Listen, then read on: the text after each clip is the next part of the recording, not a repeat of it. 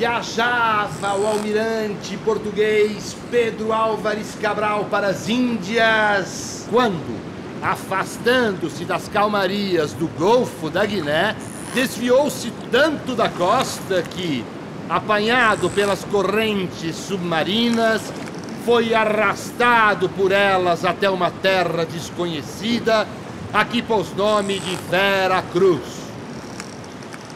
Leituras posteriores ensinam que o navegante fora impelido para o Brasil por uma tempestade. Vaz de Caminha, sua carta datada de 1500, é o atestado de batismo do Brasil e sua primeira crônica.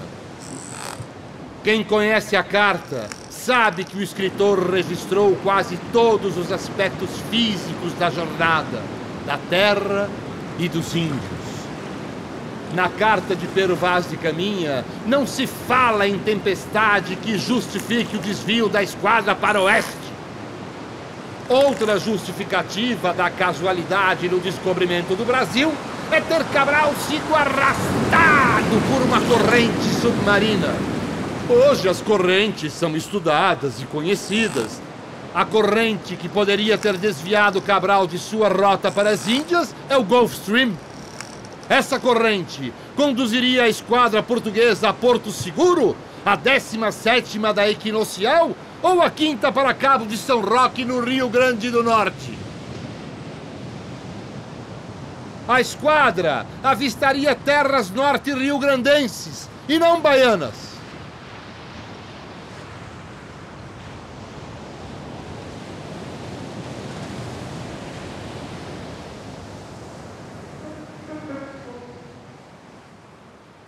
O Brasil foi descoberto em 1500, por Pedro Álvares Cabral, todo mundo sabe.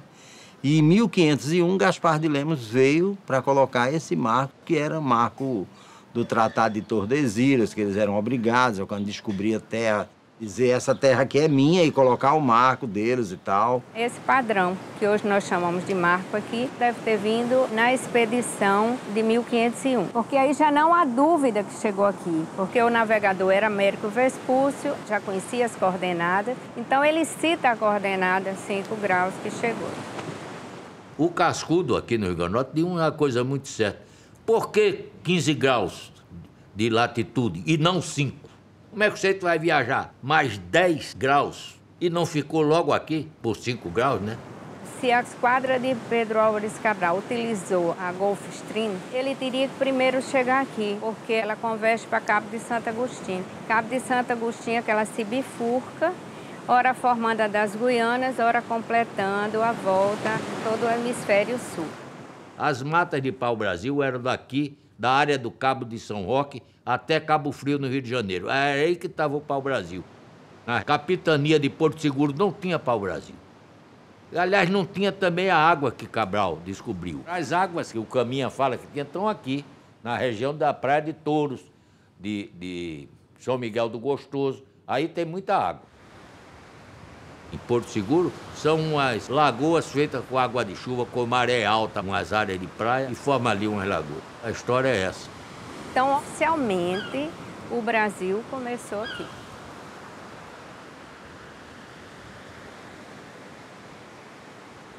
Era preciso que fosse montada uma caravela nos moldes, como foi feito nos Estados Unidos, com a Ninha. Eles saíram lá da Espanha e foram chegar nos Estados Unidos num determinado lugar, que não era aquele lugar que Colombo dizia que tinha chegado. Houve uma modificação lá nos Estados Unidos com relação a isso. Então, a partir do momento que aconteça isso, essa dúvida vai ser tirada.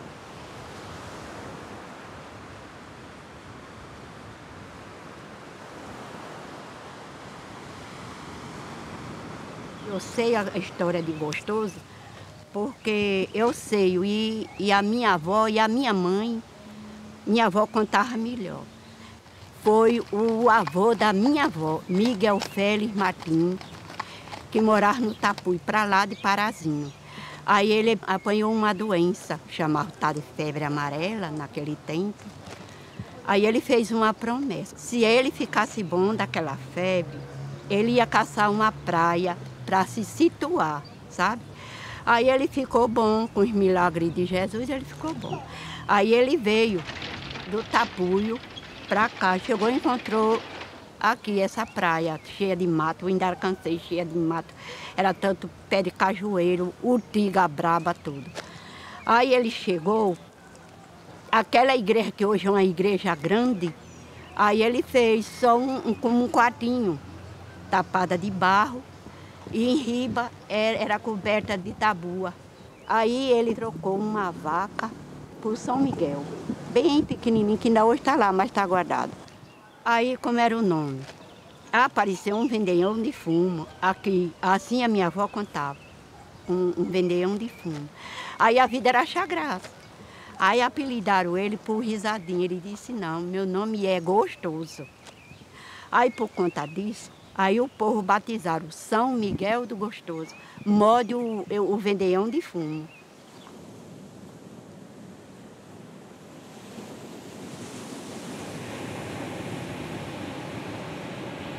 Porque o mar aqui para nós, aqui no Nordeste, aqui para nós, o mar não navega assim.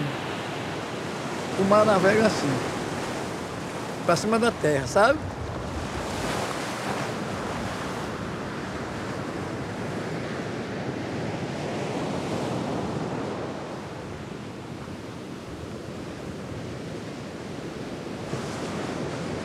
No começo das pescarias da gente, era só madeira de jangada, era um trabalho maior do mundo, tudo no escuro, não tinha fogo em canto nenhum, só tinha o farol de Carcanhar, que era o nosso ponto marcado. Ali nós se movimentava pelo farol, o farol é pelos planitas.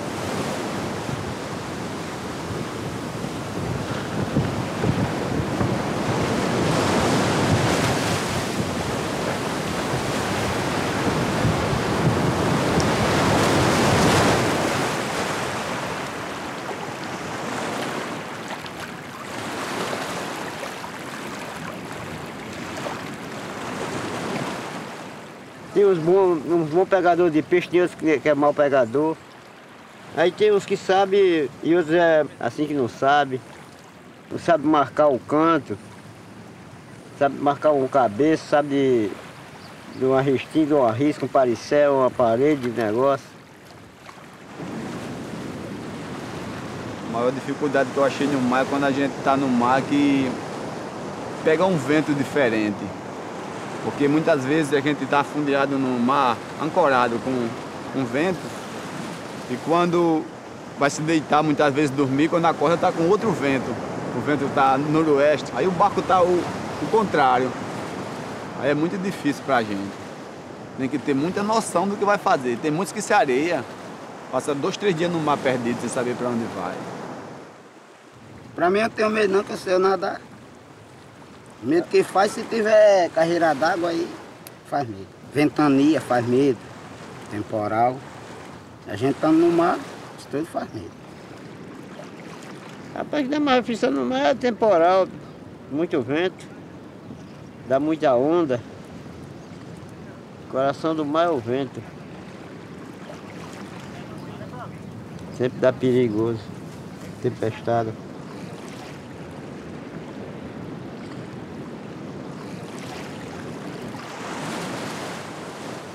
Peço muito a Deus proteger a gente, porque você está no mar. Muitas vezes você vai dormir, vai tirar um pouco de uma soneca ali, lá vem um navio em sua direção, você dormindo sem estar vendo, complicado, né? Os colchão da gente dormir.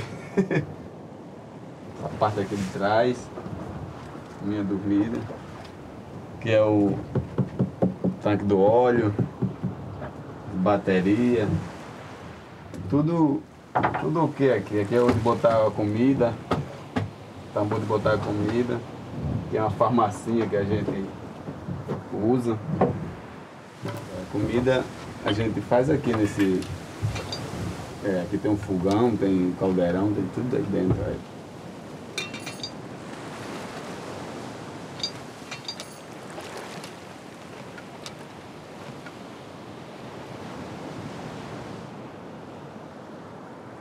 Hoje em dia, graças a Deus, eu dou o maior valor ao meu pai, porque tudo que ele soube, ele passou pra gente, né? Ensinar os pontos assim, por terra, que a gente deixar uma boia no meio do mar e saber voltar para essa boia, tem que ter muita inteligência. Com 2, 3 horas dentro do mar, voltar para ela é complicado, viu?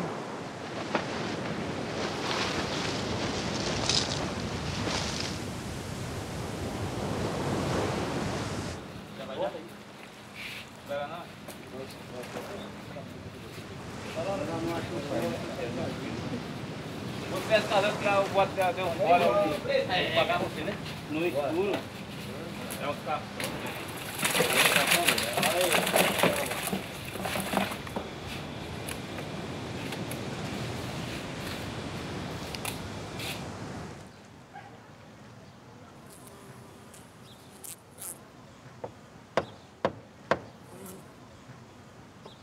O pessoal está abandonando a pesca para procurar o emprego de gari, de qualquer coisa, porque não tem ajuda mais. Hoje os barquinhos vão para a maré, vai trabalhar, coloca o quê? Coloca 20, 30 reais de óleo, vai só para enganar o motor. Muitos têm barco, hoje está pedindo a Deus que apareça alguém que compre, porque não tem investimento de alguém ajudar na pesca, não tem uma cooperativa, não tem nada. Eles estão trabalhando no bruto. Muitos vai para a maré aí que às vezes tem deles que nem uma faca tem para levar. Eu monto o motor aqui, quando eu termino de fazer um motor desse, o cara olha para mim e diz assim, e agora? Eu não tenho nada não tenho dinheiro não, o que é que eu faço? Eu olho para ele e digo, vamos botar dentro e você vai trabalhar, e a vida é assim mesmo.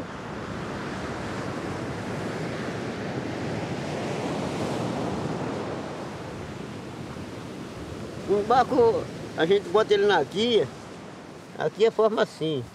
Aqui está a forma aqui do barco. Aqui é a guia. Aqui é a roda de proa. Aqui dentro tem uma peça que combina com aqui que se chama sobriquia. Sobriquia. E a sobriquia, essa aqui é a guia. Aí, aqui, essa sobriquia tem 3 tiras de tábua de canulado, chama as escoas. Aqui lá de fora, aqui mais em riba, dá-se o nome o cintado, mas a gente não chama, a gente para aqui chama cintado. Mas dá-se o nome água viva. Tem o giz de popa, que é uma peça que bota para pegar as bordas do bote. E aqui tem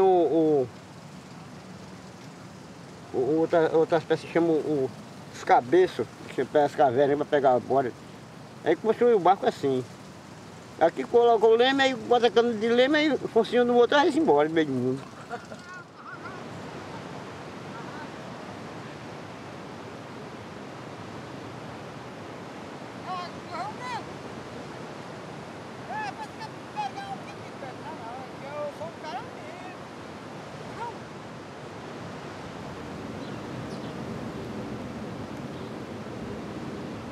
Tem uns anos, parece que gostoso aí ficar sem pescador, viu? Se primeiro menino pescava, hoje em dia menino não pesca mais. Só daqui mais uns 5 anos.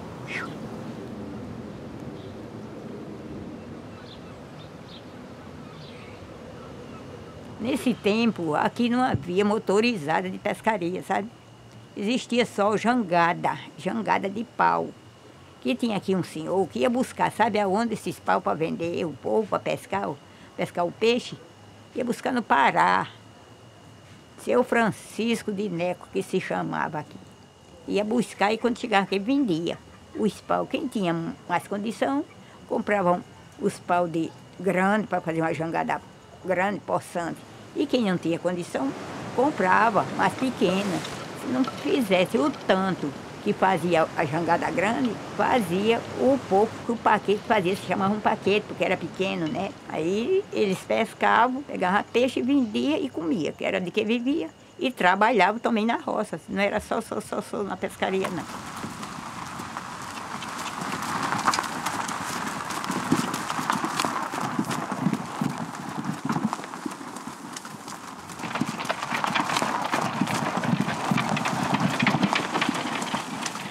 No tempo do meu trabalho, eu fazia muito o que comer dentro dessa casa.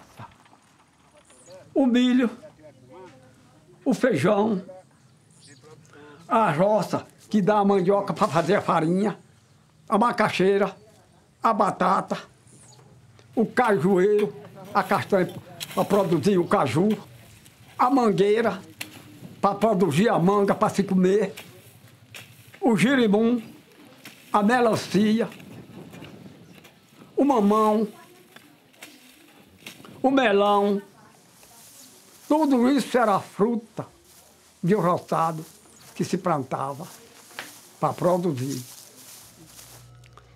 Ainda tem aqui um risco, capaz do senhor ver um risquinho por aqui assim.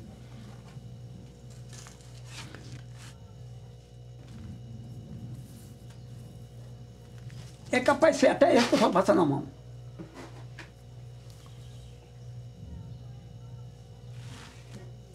Fiz para botar farinha. Tá entendendo? Para botar farinha. Era cheio até em cima na teia de farinha. Aqui detrás, nas traseiras dessa casa, o girimum passava da biqueira da casa. Tinha uma casinha bem aqui detrás, onde tem um pé de cajueiro grande pelo lado, lá um pouquinho. Era cheio de milho, era cheio de feijão, era cheio de farinha, era cheio de tudo. Saía daqui com o carro cheio de girimum por cima. E quando eu comecei a adoecer dessa visão, meu amigo, eu dizia para minha esposa, essa fartura vai se acabar. Ela dizia, por quê, Luiz? Eu digo, mais tarde você vê. Mais tarde você vê e sabe. Ela está vendo. Tudo isso desapareceu. Mas se ainda hoje me voltasse o que eu mais desejo na minha vida, eu podia não fazer mais o que fiz. Mas eu ainda produzia para não comprar, porque eu compro de tudo. Tenho muita vontade de achar um filho de Deus, Nossa Senhora, e levar para um canto dos países estrangeiros, para voltar ao normal dessa visão.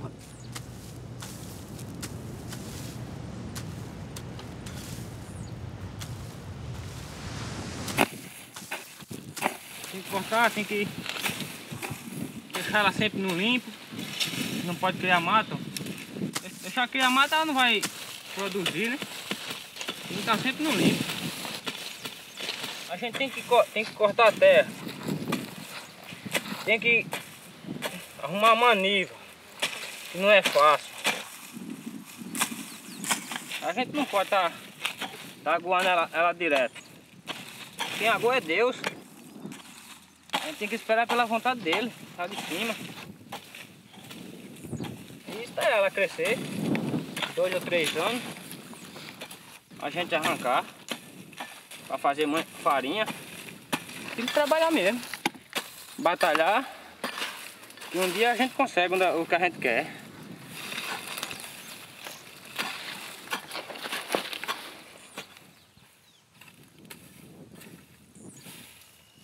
Eu não vou dar minha profissão toda, porque em tudo eu trabalhei. Não trabalho hoje em dia porque não posso. Sou aleijada, como é que eu trabalho? Porque uma mão ainda está perfeita, ainda de bem aleijada. Isso aqui foi de trabalho, de cada farinha, rapar mandioca, cevar, espremer. Isso tudo era meu serviço. Trabalho apanhar feijão, quebrar milho, de um tudo. Serviço braçal eu sei de tudo, sabe? O serviço braçal eu sei dele tudo. Trabalhei na roça trabalhei muito. Mas, olha, aquele sol, era tão bom a gente trabalhar no roçado. Chapéu de palha, olha, a vida na cabeça, um pano amarrado na cabeça, um chapéu na cabeça, uma calça comprida amarrada aqui, no pé, calçado de sapato, de tênis. Trabalhar, é isso mesmo, não vou contar vida boa, não. Só acontece assim para pior. Coisa do braçal, o serviço braçal, eu me pergunto que eu conto de tudo. Porque trabalhei.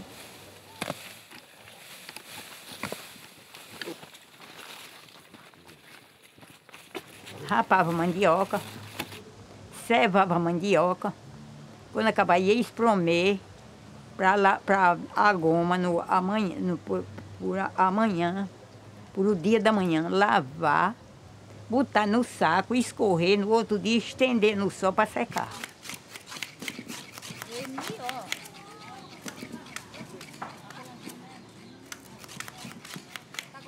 A história indígena do Nordeste e do Rio Grande do Norte em particular é completamente desconhecida do brasileiro. A mandioca era praticamente o trigo dessa gente, né? Faziam tudo com a mandioca. Prova está que até hoje a mandioca é um alimento no Brasil todo de importância, né? Uma herança indígena, dentre outras, né? É inegável, quando tu vai no sertão, o fenótipo das pessoas é indígena. Embora eles não se reconheçam indígena, né, ainda há um determinado preconceito em ser indígena. O nosso litoral, São Miguel do Gostoso, o litoral norte-oriental do Rio Grande do Norte, é um baú arqueológico. Os nossos índios históricos do litoral, que são de etnia tupi, os potiguares, né, ou potiguaras, eles são índios agricultores, horticultores, né? Tinham domesticado as plantas e trabalhavam, então, plantando mandioca e, eventualmente, um pouco de milho. E esses eram grandes canoeiros, eram grandes pescadores. Sempre que possível, esses grupos andavam pelo litoral.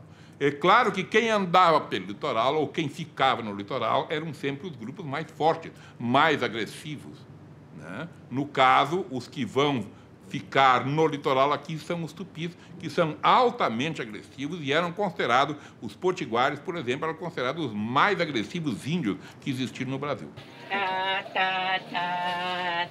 Tapioca. Isso aqui é um coisinha de um povo. Boa noite a todos, a minha chegada. Sou eu, a Diana, foi quem dei entrada. Mestre contra mestra, para seu lugar. Venha com pressa e não devagar. Boa noite, meus... Pronto, peraí. Boa noite a todos, a nossa chegada. Isso era 12 pastoras, 12 moças brincando, né? Eu sou a Diana, sou quem dou entrada. A Diana chamava todas, sabe? Mestra e contramestra da independência. Se vier apanha, tenha paciência. São Miguel, dai-me licença para o pastoril brincar. Brincamos para adorar. Jesus nasceu para nos salvar.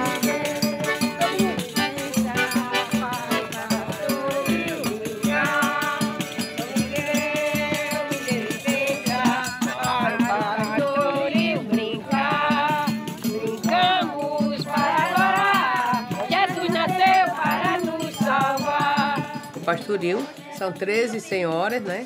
Tem o cordão vermelho e o cordão que chama o encarnado e o azul. Então a gente tem de um lado as mulheres todas vestidas de azul, do outro lado todas vestidas de vermelho, né? E no meio tem uma que chama a Diana. Então a Diana ela se veste a metade vermelha e a metade azul. E tem um velho que é um senhor, né? É um homem vestido com um chapéu, com uma roupa bem diferente, que chama o velho do pastoril.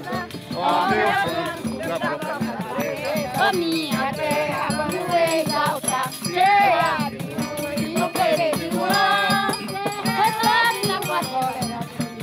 É o quadro mais do Brasil, que reflete a glória. É o quadro mais do Brasil. Aproveitando a oportunidade falando da cultura, a história do Boi do Reis. O Boi do Reis tinha uns senhores aqui que brincavam o Boi do Reis. Só que fazia muitos anos que eles tinham parado.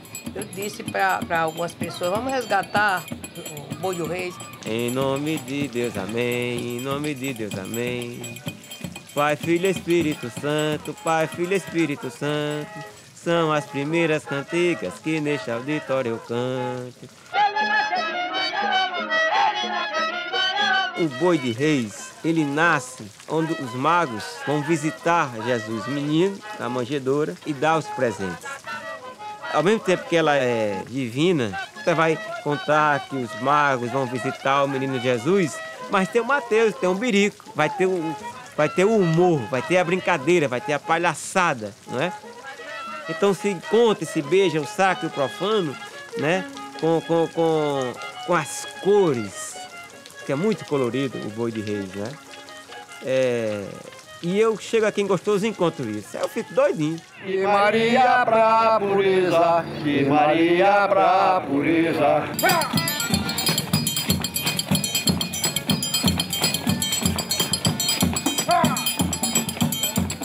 Eu aprendi com o tempo mesmo, a natureza, que chegava, vinha aquele povo de fora, com aquela brincadeira, e eu, menino, como tinha vontade de aprender as coisas, mas é possível, todo mundo aprende as coisas e eu não aprendo nada.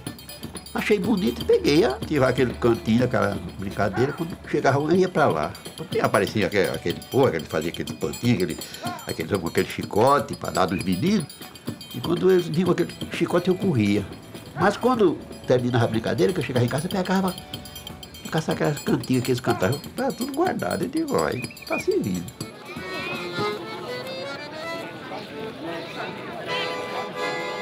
Peguei e inventar a brincadeira, eu tenho aquele bando de menino, então eu faço a roupa de vocês. Tinha um irmãozinho, eu faço a roupa de vocês. E agora, como é que a gente compra? Mas tinha um italiano, tinha chegado aqui há pouco tempo, e gostava muito dele, Joca Italiano. Eu digo, seu Joca, eu quero que a gente vá brincar, mas eu não tenho condição. O que precisar pode vir buscar aqui, que eu despacho. Eu fiz uma compra que admirou. E, meu Deus, como é que eu vou pagar? Quando vocês brincar, vocês pagam. E eu peguei, brinquei, eu paguei aquela bonitinha, lá vem dinheiro, eu paguei tudo.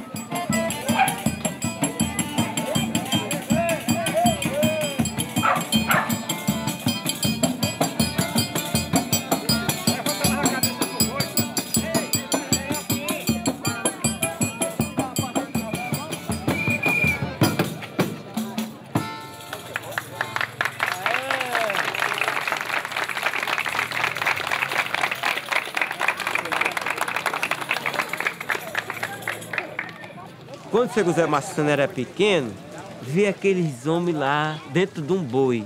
E aquele povo todo vestido, colorido, aquilo mexia com o encanto, com o fascínio do olhar da criança. Então vamos dizer que hoje não está mais no imaginário do menino e para o boi de rei, para o pastoril. Porque são apresentadas outras coisas, né? Mas na medida que a gente trabalha a memória e a identidade, posso de novo redescobrir que isso é fascinante. Que vestir essas roupas, né, me faz... Eu sou um rei, eu sou um mestre, né?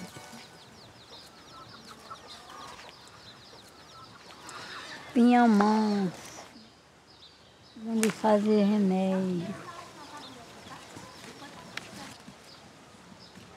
Vai pra casa, vai pra pele, da pele, vai fazendo a dona sagrada, Deus vai fazendo. Glória ao Pai, do Filho e do Espírito Santo, assim como é nos princípios, agora por todos os séculos, todo século do século. Amém. Duas mulheres, o ramo ficou murchinho, aí duas folhas das Ave Maria. O Pai Nosso ficou vivinho, das duas Ave Maria. Tem olhado de duas mulheres.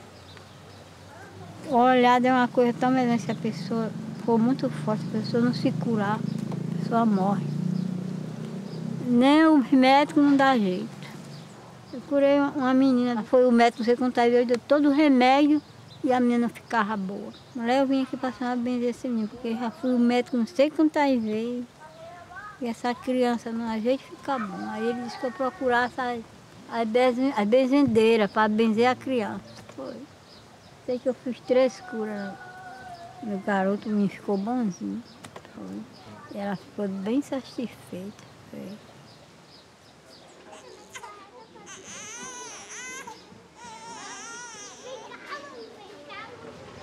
O primeiro parto que eu fiz foi o meu.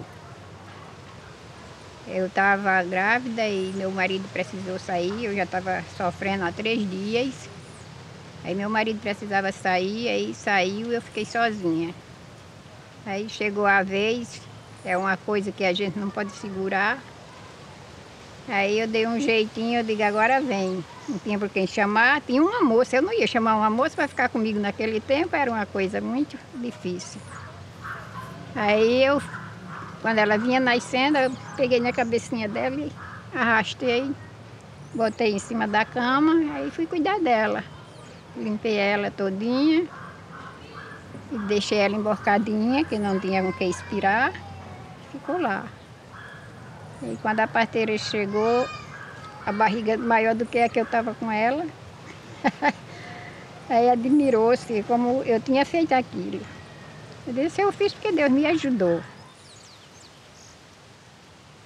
Quando o neném nasce, Maria, para mim é a maior alegria do mundo.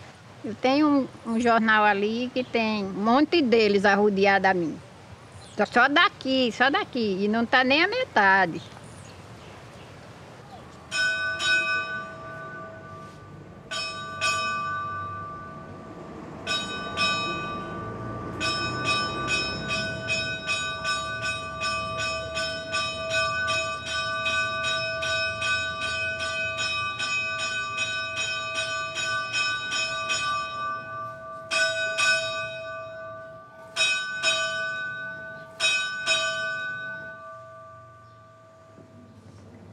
Mas toda a vida eu bati no sino. Desde 10 anos eu morava ali naquela casa ali. Todo o corpo que chegava aqui era anjo, era defunto, quem batia era eu. Agora de primeiro pagava. Quem tocava, pagava, mas eu não toco pago não. Toco para todo mundo que precisar, me chamando, eu venho. Não quero nada não. Se você mora lá longe, aí você não sabe da hora da missa. Eu bato no sino, aí assim, olha, ali é a hora, o texto é para missa. Se eu bato, se chega tem um corpo, vem acular fora. Aí eu bato no sino assim, vamos que olha, o corpo chegou na igreja, o sino está batendo. É um sinal para a terra. É um sinal para a terra, para o povo compreender. É. Que o sino não leva ninguém para o céu, não, senhor. Uma pancada de sino não leva ninguém para o céu, não. Agora é o repique para anjo.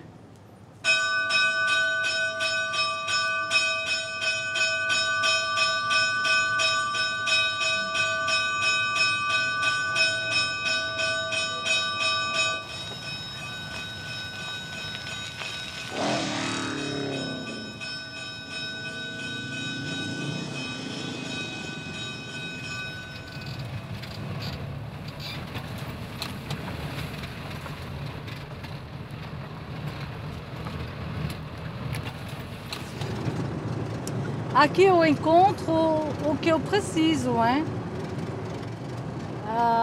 Preciso de um peixe, preciso de alguém que faz uma costura, que me costura uma coisa. Tem sempre gente. A gente acha que passando nessas aldeias onde está ninguém, tem realmente nada. Mas tem todo o que você precisa. É um povo bom, mas passivo. Não sei se o cartão de identidade do nordestino. Esperar que a coisa aconteça. São Miguel do Gostoso começa aqui.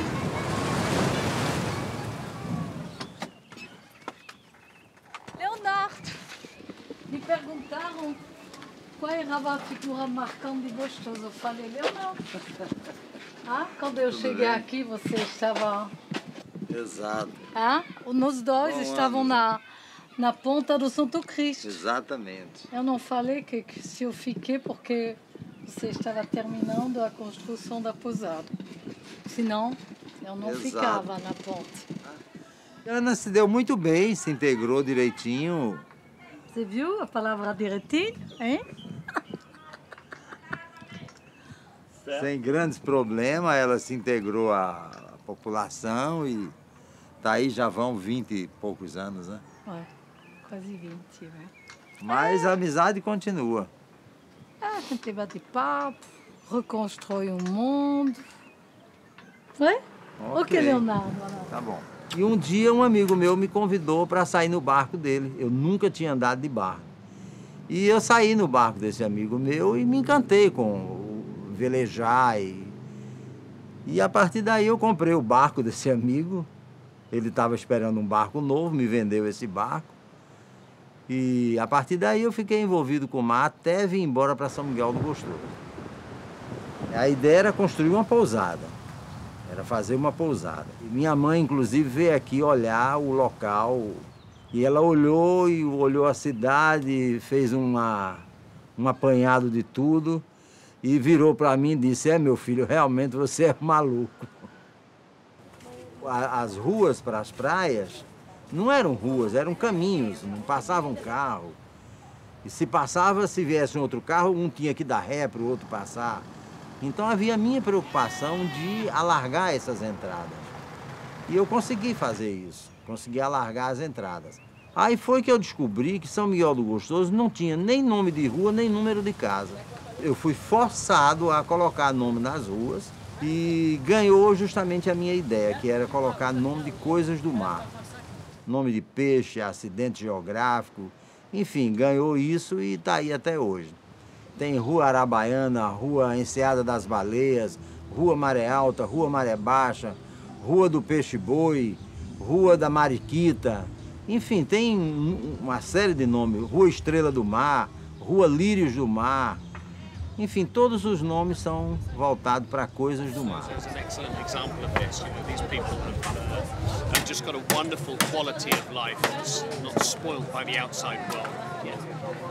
Natal and the big cities only just down the road, so it's a wonderful combination of easy living, such a zest for life, and a fabulous climate, beautiful people, beautiful country. Aí disse que uma vez estava tudo pescando lá na ponta do Santo Cristo, quando deram fé, apareceu aquele como um barco preto, descia e subia, descia e subia, sem vela, sem nada, mas era um navio.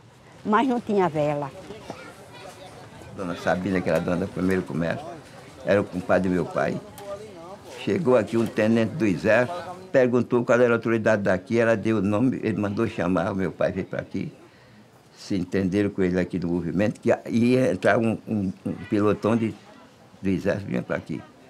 O exército entrou aqui em maio de 41. 30 soldados, um cabo, um sargento e um tenente. E meu pai ficou no sacrifício de olhar das barreiras daqui de São José ao Torinho do Reduto toda noite. Toda noite, de 10 horas da noite saía, ele deixou essa situação que nem mamãe sabia. Deixou que era o segredo, porque ninguém sabia. E todo passou uma linha de televisão aqui e toda a qualidade de luz que ele visse na mar, comunicasse para eles que ele sabia qual era a luz contra ele, contra aqui, né? Descia aqui, já aparecia no outro canto, ela corria tudinho, se embora para eles não pegarem ela. Assim era que elas tinham medo, sabe? Porque aqui teve muito. Teve submarino alemão aqui, que só faltava encaiar.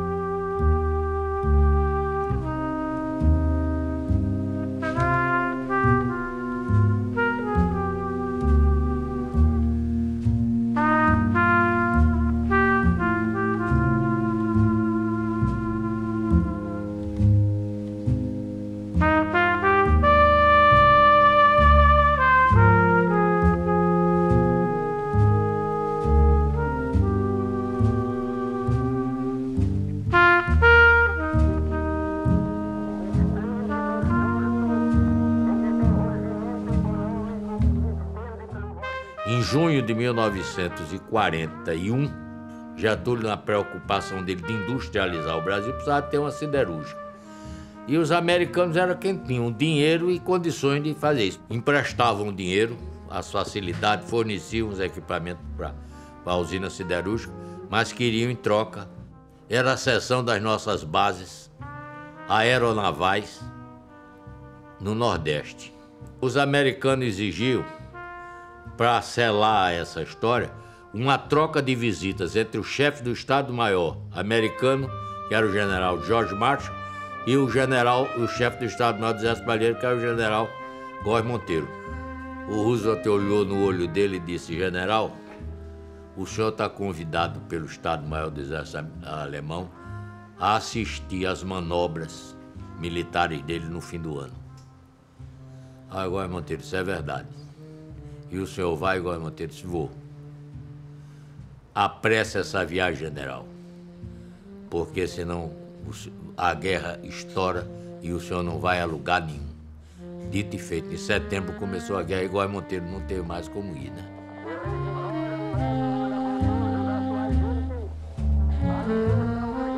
De repente aparece aquela avalanche de americanos, o exército quadruplicou o efetivo dele aqui. Nós recebemos um mundo, né? Você não imagina ficar com 10 mil pessoas numa base, dando café, almoço, jantar, lavando roupa desse povo. Era muito movimento, né? Em São Miguel do Gostoso, como em todo o litoral, o exército ocupou, porque tinham receio de submarinos.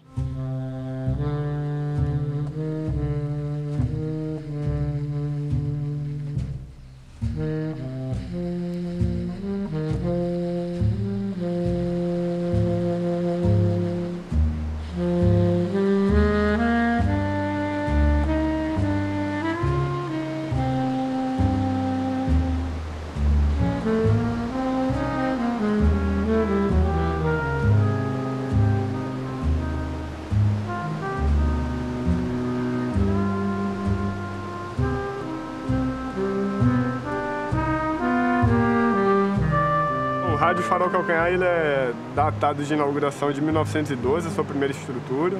Essa estrutura que nós estamos aqui no momento, ela é datada de 1943. É o farol mais alto da América Latina, com 62 metros de altura, e o segundo mais alto do mundo. Ele tem um alcance de 38 milhas náuticas, tem 65 metros de altura e fica próximo do continente africano e do europeu. Por isso aqui é uma rota de navegação bem movimentada de embarcações de grande porte.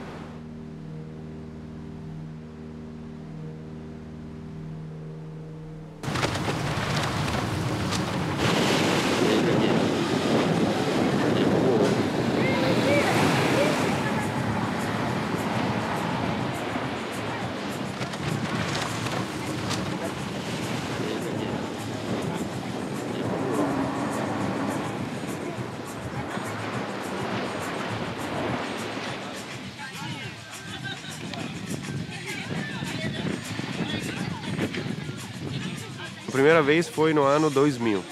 Eu achei um lugar super bonito, as praias, e comecei a pensar de me mudar, de organizar algum negócio nesse país maravilhoso. Então a gente decidiu largar tudo lá na Itália e começar uma nova vida aqui.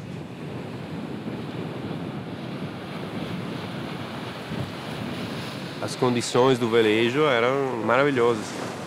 Essa temporada é muito comprida, é um dos poucos lugares no mundo que a gente pode trabalhar com aluguel. A gente tem frequência de vento acima de 80% dos dias para uma temporada de 9 meses. Então é uma coisa que não tem lugar no mundo. Eu estou muito satisfeito de como a cidade está desenvolvendo. Tem sempre mais opções, mais restaurantes, mais bares. Eu estou vendo que nesses 2 anos é outra São Miguel. Agora eu acho que está pronta para receber muitas pessoas e oferecer serviços sempre melhores. Eu acho interessante para a comunidade entender que o velejo não é só um negócio para quem tem muito dinheiro, para gringo. É uma coisa que, morando em um lugar assim, tão maravilhoso, para aproveitar do mar, do vento, deveria ser uma coisa para quase todo mundo, né? Para quem quer.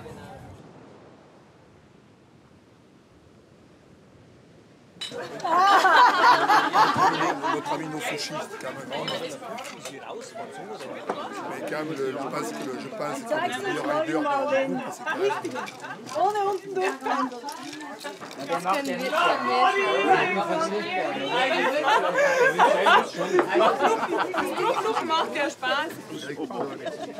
Il est timide. Il est un peu timide. Ouais.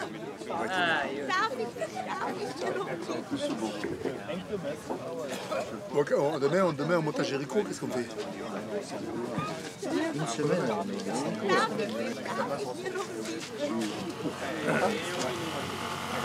Et toi? Tu fais Alain? Tu as réparé ton moteur?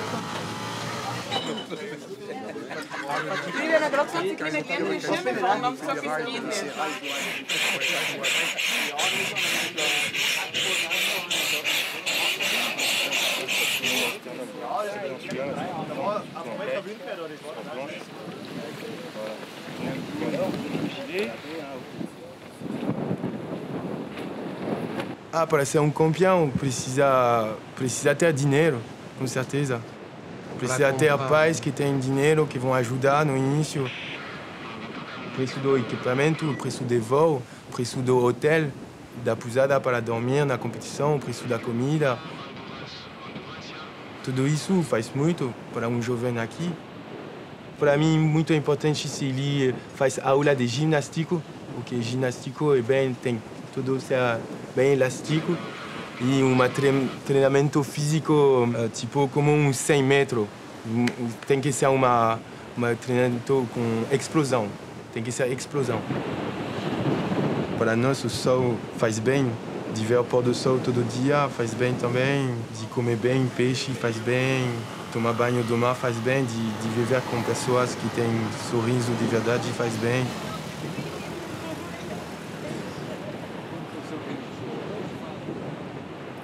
Quando eu cheguei aqui, tinha pouca luz elétrica, tinha só um telefone para toda a cidade.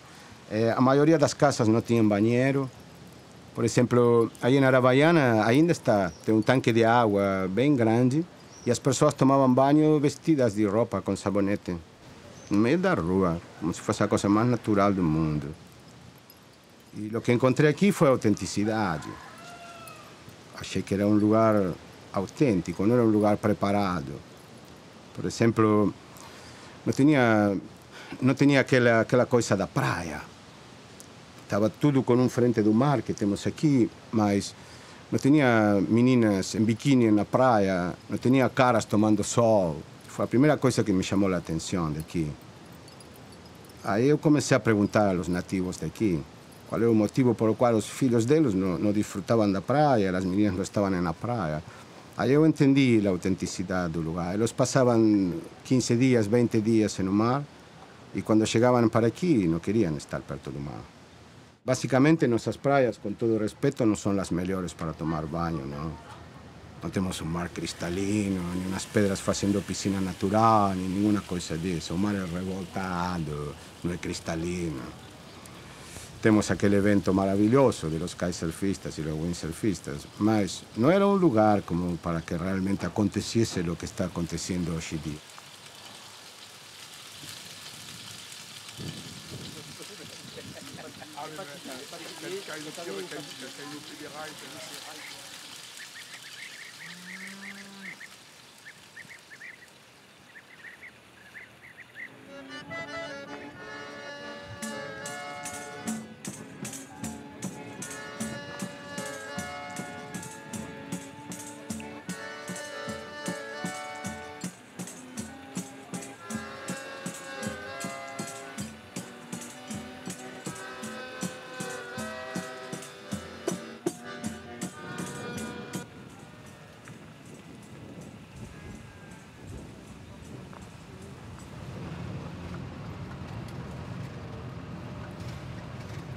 As ruas são mais ou menos limpas, tem uma certa conscientização, poderia ainda ser maior, mas vamos ver se a gente consegue esse tambor da Vicunha Textil, uma empresa internacional.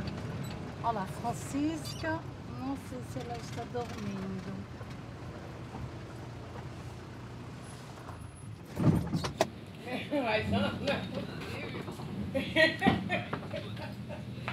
A dupla.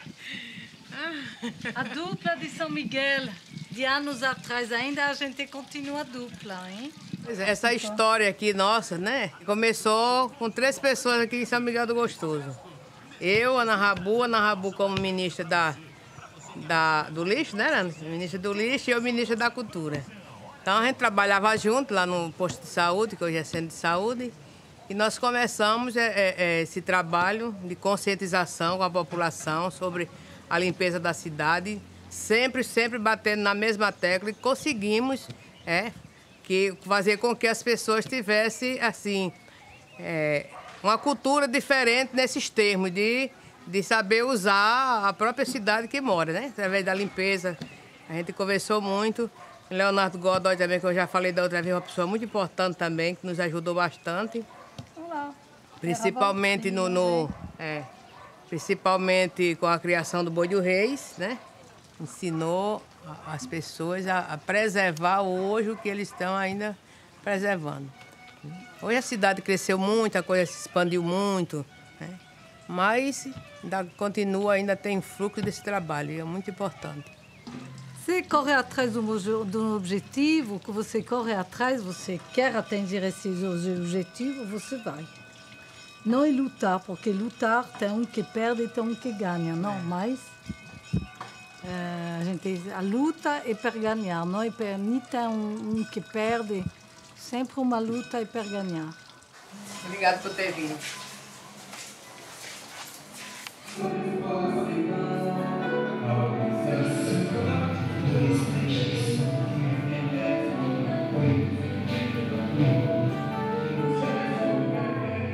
Eu estou aqui há 2 anos, faz agora 2 anos que eu cheguei, que eu já vi de placas, né?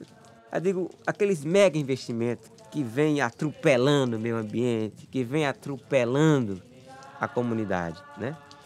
Porque de repente pode vir um investimento onde vão morar 1000 estrangeiros. Eu não quero uns troços desse aqui não, uai. Não quero mesmo. De Soares, São Mineiro, oxente. Já é excludente. Já nasce sendo excludente e exclusivista. A gente não pode se vender. O vil metal, ele pode às vezes nos iludir, né? A gente começa a vender esse lugar e esse lugar deixar de ser da gente. Ele pode ser tanto do estrangeiro ou dos brasileiros que vêm de outros lugares, mas ele é principalmente desse povo, né, que vem de uma risada gostosa. É preciso enterrar toda a maldade, é preciso enterrar toda a injustiça, é preciso enterrar toda a desigualdade social, é preciso enterrar todo o preconceito, toda a discriminação, não é? É preciso enterrar tudo isso para que possa nascer cada vez mais uma sociedade com justiça, com fraternidade e com paz.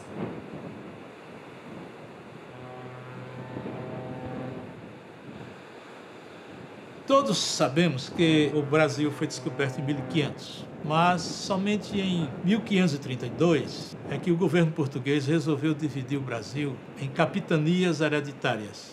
O restante dessa parte do Nordeste, da Paraíba até o Maranhão, estava sob o domínio dos franceses. Passaram aqui mais de 50 anos explorando o pau-brasil, negociando com os índios que moravam aqui no litoral, os índios potiguares. Muitos franceses se casaram com índias e então Portugal se sentiu na necessidade de reconquistar essa parte do território brasileiro.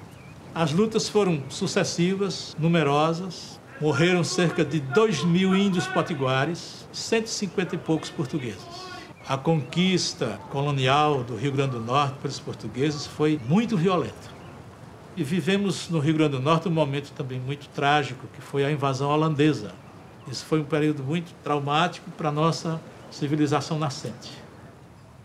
Aí depois aqui vem todo um período de recuperação da vida da colônia, etc. Mas isso já no século XVIII.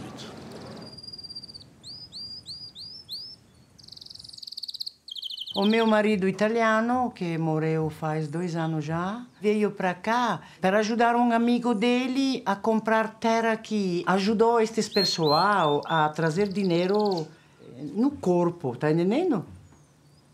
Para comprar essa benedita terra brasileira. Os brasileiros daqui viam em mim, viam um extraterrestre, sabe, senhor? Eu era uma pessoa de outro mundo. Então, eles eram fascinados desta pessoa, esta gringa, não? Majestosa, grande, mulherão, como chamam ele.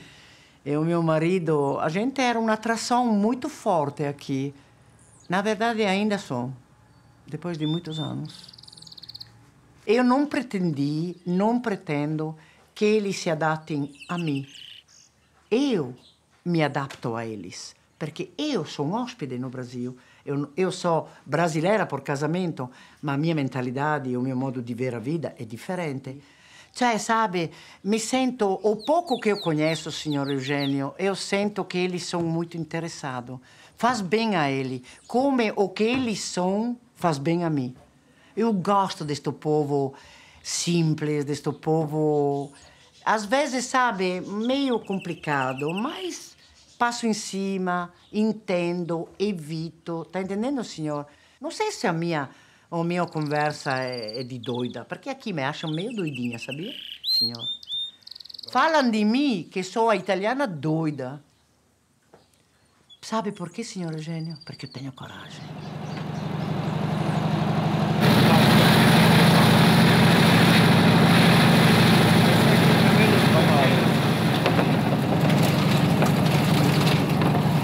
Parece como a África, não?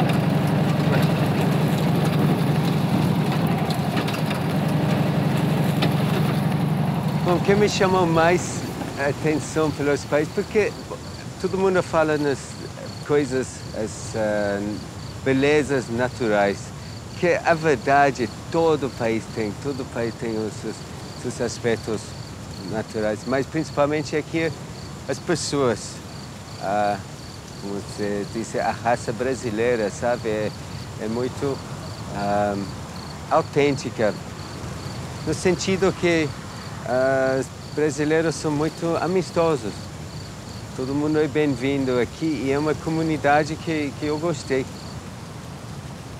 São 46 lotes. Aqui estamos na primeira parte do condomínio, com a entrada que vai ser construída ao lado dessa cerca. Aí a rua vai descer pelo meio desse terreno, com lotes a cada lado.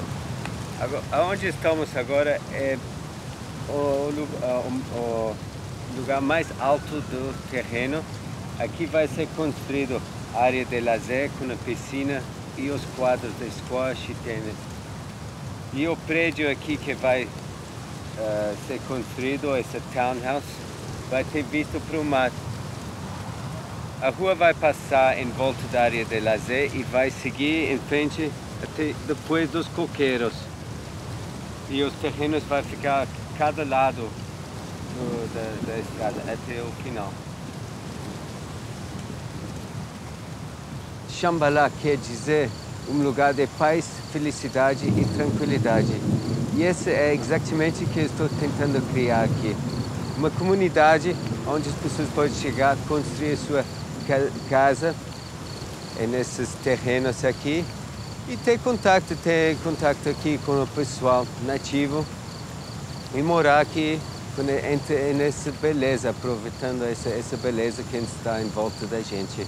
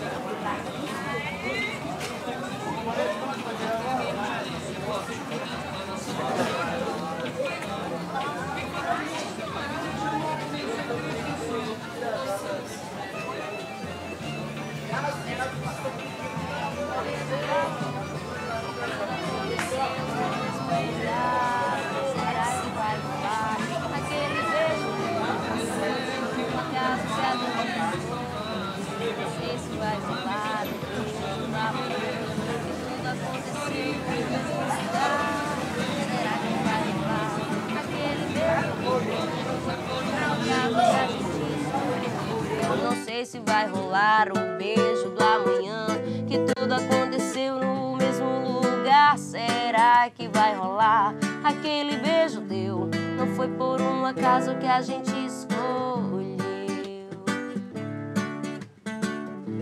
Sinceramente, São Miguel do Gostoso é um lugar maravilhoso de morar, de passear, enfim. Mas em relação a trabalho, nem tanto, entendeu? Aqui, para você conseguir um emprego, é muito difícil. Hoje em dia, aqui em São Miguel, quem tem um emprego é rico, assim diz. E minha expectativa de vida, para mim, é de um dia crescer profissionalmente na música. E eu acho que aqui não vai ser o lugar.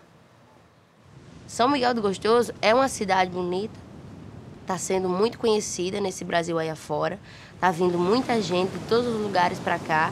E gringo vem, gringo vai, gringo vem, gringo vai. Hoje o pessoal não importa mais com o caráter de si próprio, não tá nem aí, faz pra quem quiser. Mulher beijando na boca da outra. Faz o O homem beijando na boca do outro, o homem. Eu já vi várias vezes. São Miguel. Homem beijar na boca do outro, assim, claramente, ao público, pra quem quisesse ver. É normal. Eu acho que... A gente tem que respeitar coisa mais o normal lado das pessoas. Você é homossexual, você gosta, isso é problema seu. Eu vou respeitar você, é uma decisão sua. Se você é lésbica, gosta, problema seu, decisão sua. Vou respeitar você, normal. Faz parte da sociedade, a gente tem que tratar como ser humano. Independentemente de sexualidade ou não, você é um ser humano. Eu acho que, de licença da palavra, imbecil é aquele que ainda vive no século passado. A gente está no século XXI, entendeu? Hoje todo mundo faz o que achar que der vontade, seja com homem, homem, mulher ou mulher. A partir do momento que dá vontade de eu beijar na boca de uma mulher, eu beijo. Eu tô com vontade, eu beijo. Mas eu só quero mulher mesmo. Pra mim só é mulher. Mulher linda, mulher inteligente. Uma mulher que seja honesta. É isso que eu gosto. Eu já levei tanta cantada de mulher que você não imagina. Eu levo E uma boa, eu já levei já pouquinho. de homem já, bastante já. Muitos já ofereceram até dinheiro já pra mim, e muito.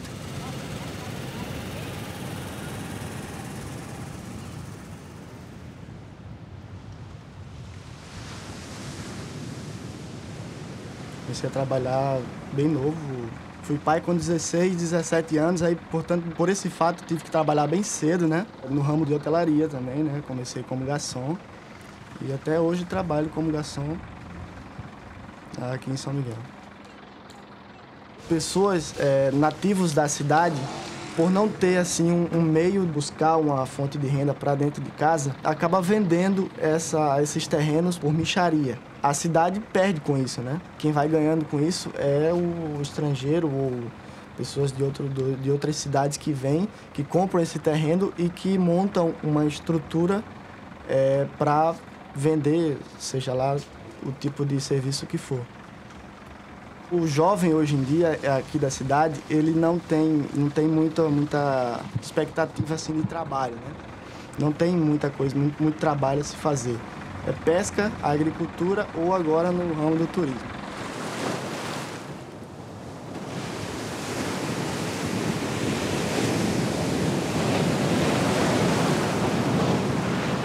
Competição até agora ganhei 3. Uma em Barra do Cunhaú, uma em Taíba e participei de uma que saí em terceiro. Aqui em São Miguel porque não era minha modalidade, eu fui só porque era na minha cidade, entendeu? Mas eu não queria competir, não, competi por causa do Kiko. Ele falou, não, a sua cidade, tal, mesmo que não seja a sua categoria, mas vai, tenta, prova. Kiko, ele tá agora na Itália. E sempre ele quis me levar, só que a idade complica um pouco, entendeu? Pra levar, porque de menor assim e tal, com gringo aí. Mas daí ele falou, não, você que sabe. Eu falei, não, espera, tranquilo, 18 anos. Daqui pra frente, certo ponto aí, eu vou abrir minha própria escolinha, que já tá tudo certo já. Entendeu? Já falei com o Kiko, já ele falou que me apoia em tudo. Material eu consigo, tudo tranquilo. Porque pra eu comprar eu não vou conseguir, né? Então, ele me dá uma força sempre com tudo isso. É por isso que muitas vezes eu vejo que a galera, até aqui mesmo tem muita gente que fala, não, os gringos, não sei o que, tal, chega, quer mandar em tudo, tomar conta de tudo, mas não é bem assim, gente. Ele pediu pra me ensinar pra ele, para os meninos. Alguns alunos já agora no final da temporada, aprendeu com ele já, uns 2 ou 3 alunos já, aprendeu a velejar com ele. Então pensando já pro próximo ano já, como eu falei pra você, encaixar ele, encaixar o outro, tudo pra dar aula, pra trabalhar a gente daqui. Não trazer gringo pra trabalhar aqui. A gente tem que trabalhar aqui. Porque a terra é nossa, vamos ganhar nosso território, né? Penso assim.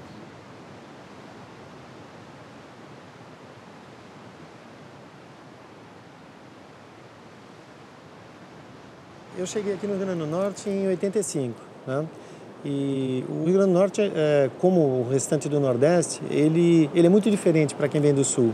Existia, na época, uma escassez desses cientistas, desses curiosos e até desses aventureiros, né? Sou geólogo, né? E em 87 eu fiz uma viagem pioneira. Eu peguei um bug e me desloquei por essa costa. E essa parte leste, ela é bastante conhecida, bastante trilhada, até Touros. Quando eu cheguei aqui, em Touros, o prefeito dava a terra para você de graça. Você podia pegar 100 metros, 200 ou 300 de praia por 6 quilômetros de extensão, de graça. Desde que você construísse alguma coisa, uma pousadinha, um restaurantezinho. Um amigo nosso um francês ganhou uma terra de 300 metros por 6 quilômetros. De graça, toma aí. Hoje isso valeria milhões, milhões.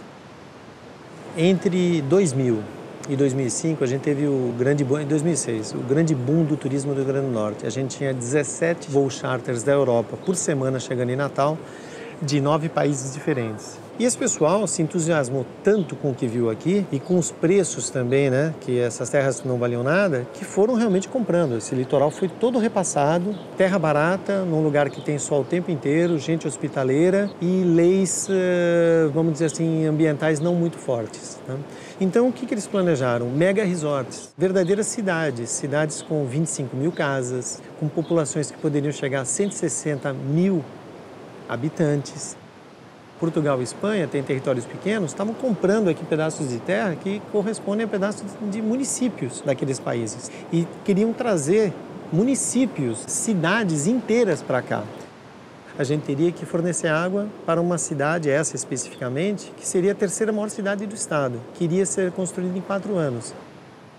É uma estratégia de domínio de territórios privilegiados à beira-mar, a preço de banana e uma legislação que te permite isso, né?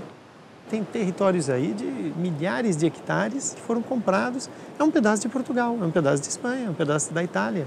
Comprados aqui, se você como brasileiro, você não vai ter mais acesso. Então, essa crise mundial que acabou quebrando algumas dessas empresas, ela nos dá um tempo para pensar um pouco mais sobre isso.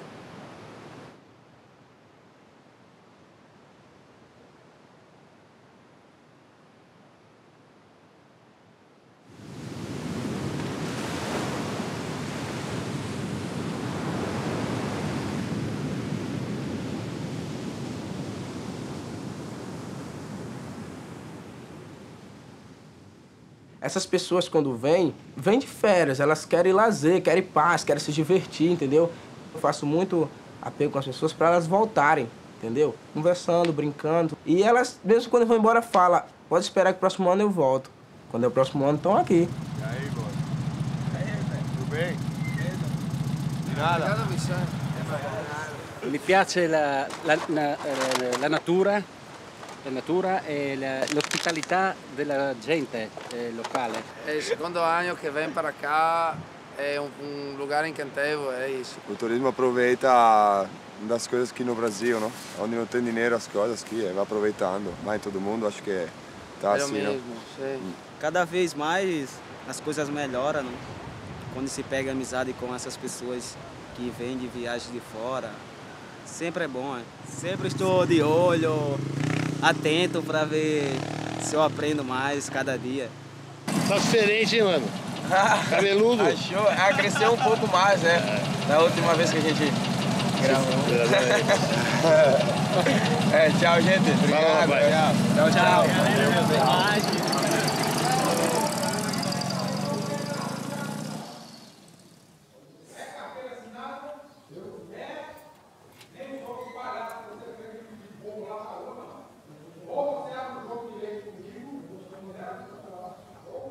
Eu tô aqui 1 mês, não, 7 meses e 16 dias, 17 dias.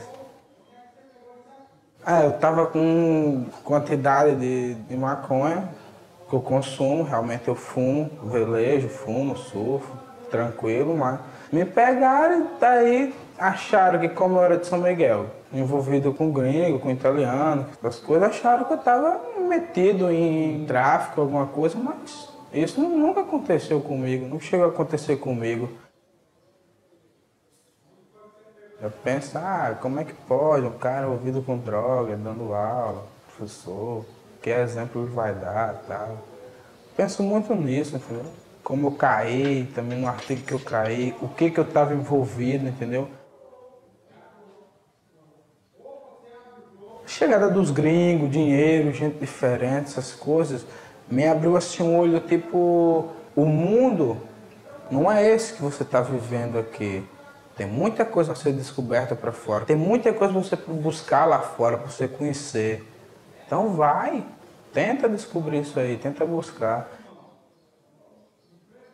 Você sabe que o ser humano é um animal curioso, né? É uma espécie curiosa. Para ele nunca é suficiente, quer sempre descobrir, conhecer mais. Fica procurando, fica catucando e vasculhando e sempre quer mais. Tomar um banho de mar.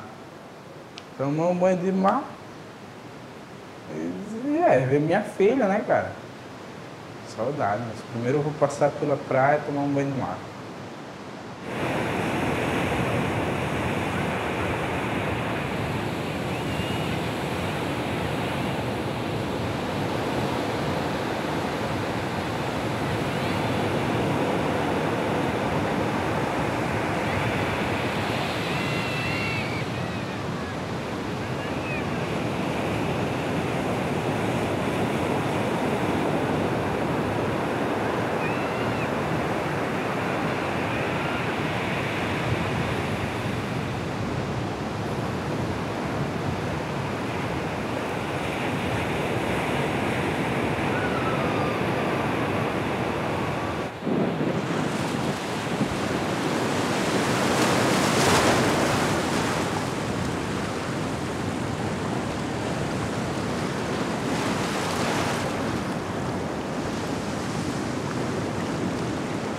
Quando a lua sai, a maré está baixando. Quando a lua chega no meio do céu aqui, a maré está enchendo. A água vem chegando de novo. Aí quando ela vai se escondendo de novo, a maré vai voltando de novo. Agora a gente acha interessante, é porque ninguém sabe para onde é que vai essa água. E sabe que ela afasta e vem para um canto para outro. E aí o problema é que ninguém entende bem como é que é isso. Devido dessa água afastar assim, onde ela vai ficar.